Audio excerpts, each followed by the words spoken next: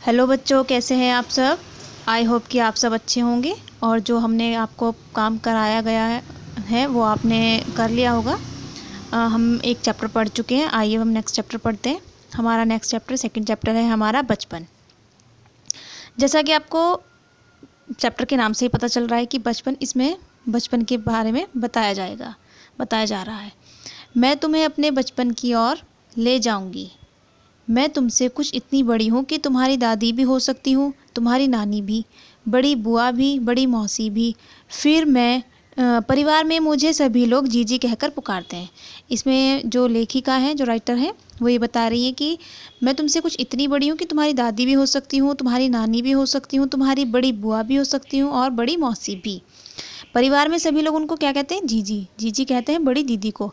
जैसे कि हमारे बड़े हैं और अपने बचपन की हमें बात बताते हैं, इस तरह से ये भी बहुत बड़ी है हमसे और हमें अपने बचपन की बात बता रही है।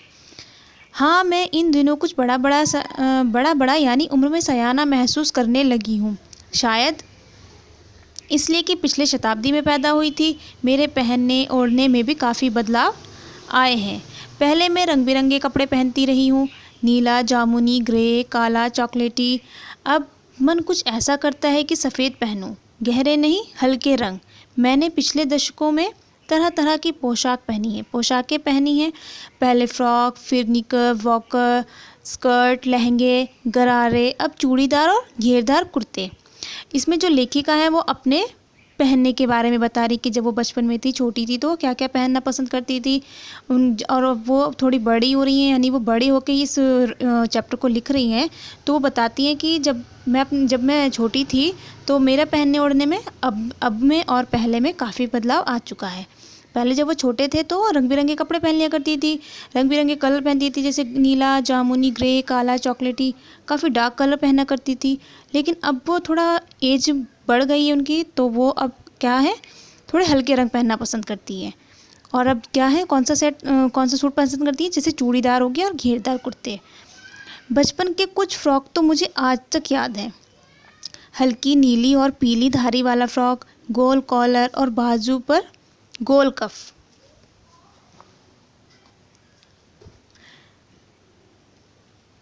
एक हल्के गुलाबी रंग का बारीकी चुन्नटों वाला घेरदार फ्रॉक, नीचे गुलाबी रंग की फ्रिल।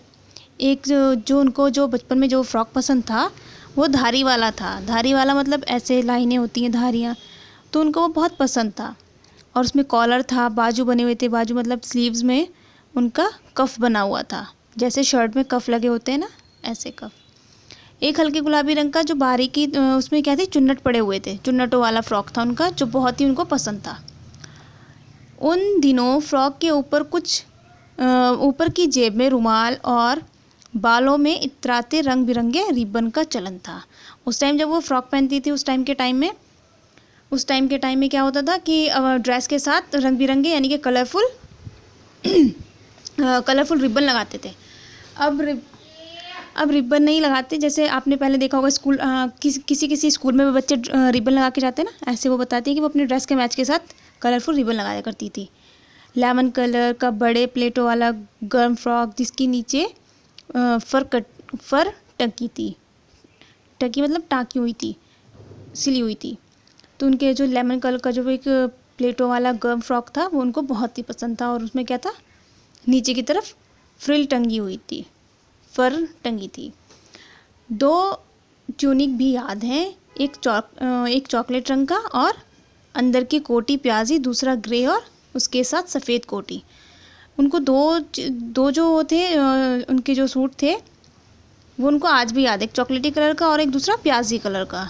और कोटी क्या होता है, जो हम ऊपर से डालते हैं जैकेट, उसको कोटी बोलते हैं। सूट के ऊपर आजकल चलती है, वो पहले भी चलती थी। ये देखिए, ये है लेखिका।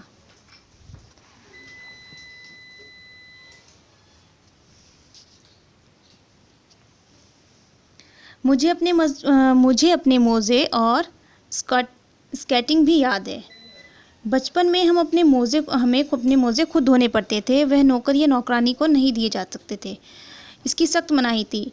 हम बच्चे इतवार की सुबह इसी में लगते धो लेने के बाद अपने जूते पॉलिश करके चमकाते और जूते कपड़े या ब्रश से रगड़ते तो पॉलिश की चमक उभरने लगती। अब ये बताती है कि जब उनको इतवार मतलब संडे को जब वो उनकी छुट्टी होती तो उनको क्या करना पड़ता था, जूते पॉलिश करना पड़ता था और उसको ब्रश करके, जैसे आप लोग भी करते हैं बूट पॉलिश करते हैं, इसी तरह उनको भी करना पड़ता था। और उनको अपने जो सॉक्स थे वो खुद धोने पड़ते थे, उनको नौकर या नौकरानी नहीं धोते थे, वो अपना ये काम खुद किया करते थे। सरवर मुझे आज भी बूट पॉलिश करना अच्छा लगता है, हालांकि अब नई नई किस्म के शू आ चुके हैं। कहना होगा कि ये पहले से कहीं ज़्यादा आरामदेह हैं। हमें जब नए जूते मिलते उसके साथ ही छालों का इलाज शुरू हो जाता। मतलब ये बताती है कि उनको बूट पॉलिश करना आज भी बहुत अच्छा लगता है। और जैसे कि आजकल नए नए शू आ चुके हैं, नई नई वैरायटियाँ हैं, तो कहती हैं हमें, लेकिन जब हम नए जूते पहनते तो हमें उसके छालों का इलाज करना होता। मतलब कि जब उनको नए जूते पहनते तो वो जूता लग जाता था, मतलब कि छाला पड़ जाता था, तो उनको उनके इलाज के लिए क्या करना पड़ता है आगे देखते हैं। जब कभी हम सैर पर निकलते अपने पास रुई ज़रूर रखते, जूता लगा तो रुई मोज़े के अंदर।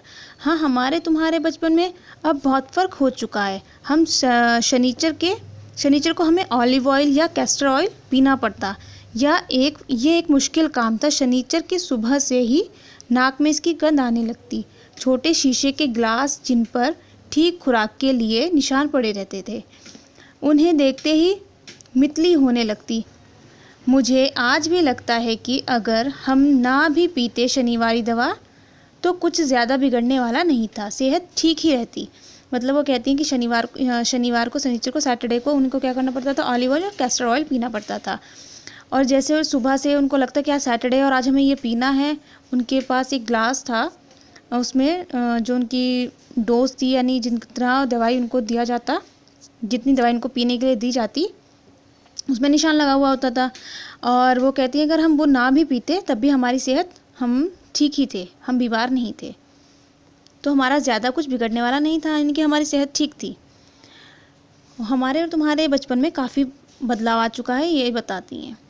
तुम्हें बताऊंगी कि हमारे समय और तुम्हारे समय में कितनी दूरी हो चुकी है, यहाँ तक कि बचपन की दिलचस्पियाँ भी बदल गई हैं। ये कहती हैं कि हमारे और तुम्हारे समय में बहुत कुछ बदल चुका है। जैसे हमारे बड़े हैं और हमें कहते हैं कि हम बचपन में ये करते थे, ये होता था, वो होता था, और आजकल ये नहीं होता।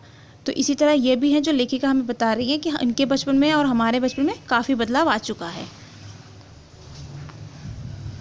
याद रहे उन दिनों कुछ घरों में ग्रामोफोन थे, रेडियो और टेलीविज़न नहीं थे।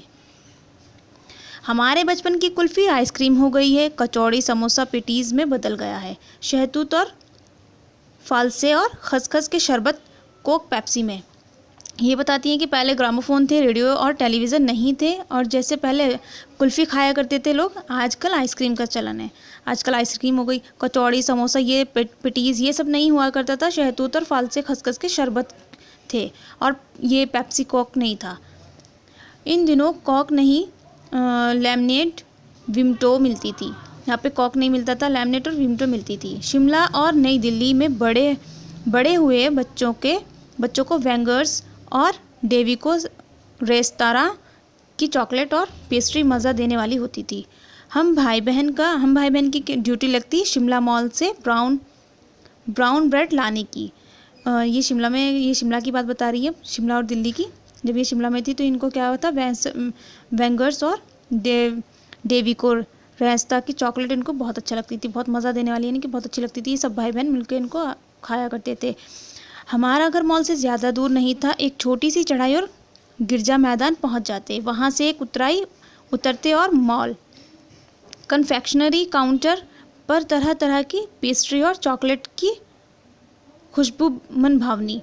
ये कहती है कि इनका घर मॉल से ज़्यादा दूर नहीं था, एक छोटी सी चढ़ाई चढ़ी, जैसे शिमला में पहाड़ी इलाका है, छोटी सी पहाड़ी चढ़े, यानी कि छोटी सी चढ़ाई चढ़ी और उसको उतरे, और तो क्या था, मॉल पहुंच जाते। मॉल इनके घर से ज़्यादा दूर नहीं था, और इनकी जो पेस्ट्री और चॉकलेट की खुशबू थी उनको इनके मन को भाती थी। हमें हफ्ते में एक बार चॉकलेट ख़रीदने की छूट रहती थी। सबसे ज़्यादा मेरे पास ही चॉकलेट टॉफ़ी का स्टॉक रहता। मैं चॉकलेट लेकर खड़े खड़े कभी नहीं खाती, घर लौटकर साइड बोर्ड पर रख देती और रात को खाने के बाद बिस्तर में लेटकर मज़ा ले के खाती। ये कहती है कि इनको हफ्ते में एक बार, जैसे आजकल के बच्चे रोज़ चॉकलेट खा लेते हैं, दांत खराब हो जाते हैं, तो इनको ऐसा नहीं था, ये हफ्ते में एक बार चॉकलेट खाया करते थे। और ये कभी जैसे इन्होंने ले लिया, खड़े खड़े वहीं पर खा लिया, बहुत से बच्चों की आदत होती है ना, लिया तुरंत रैप को खोला और खाना शुरू कर दिया, तो इनकी आदत ऐसी नहीं थी। ये क्या करती थी, घर आके साइड बोर्ड पर रख देती थी और रात को खाना खाने के बाद आराम से बिस्तर में लेट के मज़ा लेके खाती थी।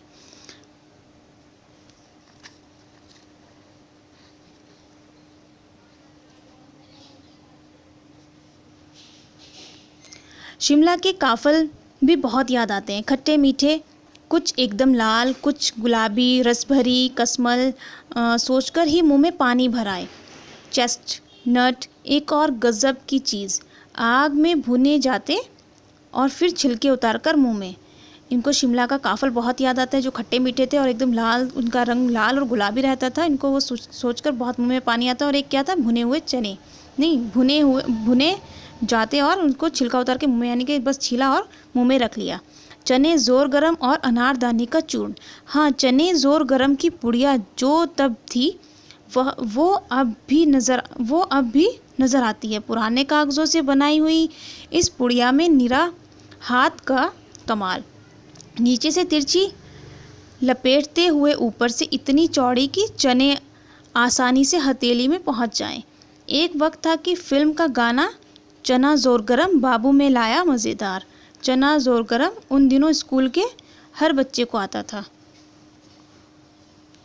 ये कहती है कि एक चीज़ और थी जो मज़ा देने वाली थी, वो क्या था, अनारदाने का चूर्ण, जो कि गरम की पुड़िया, यानी कि छोटी सी पुड़िया में इस तरह से बना हुआ था कि हाथ में ले लिया तो अच्छे से पूरी हथेली में आ जाता था। और उसको ये जो गाना इन्होंने बताया, मतलब कि ये जो चना ज़ोर गरम जैसे वो बोला करता था, तो ये स्कूल के हर बच्चे को याद था।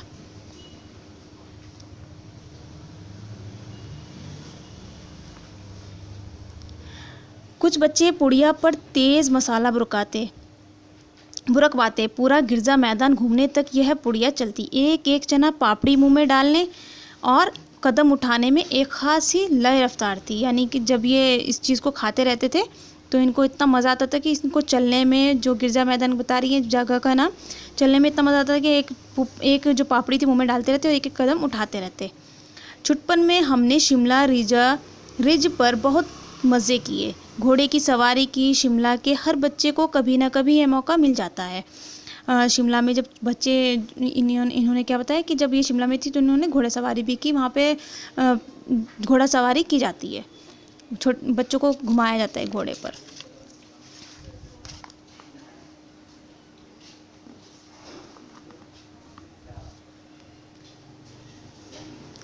हम जाने क्यों घोड़े को कुछ कमतर करके समझते, उन पर हंसते थे ननिहाल के घोड़े, खूब हष्ट पुष्ट और खूबसूरत उनकी बातें फिर कभी। ये कहती हैं कि हम उन घोड़े को पता नहीं क्यों ऐसा समझते थे कि जैसे कुछ नहीं है।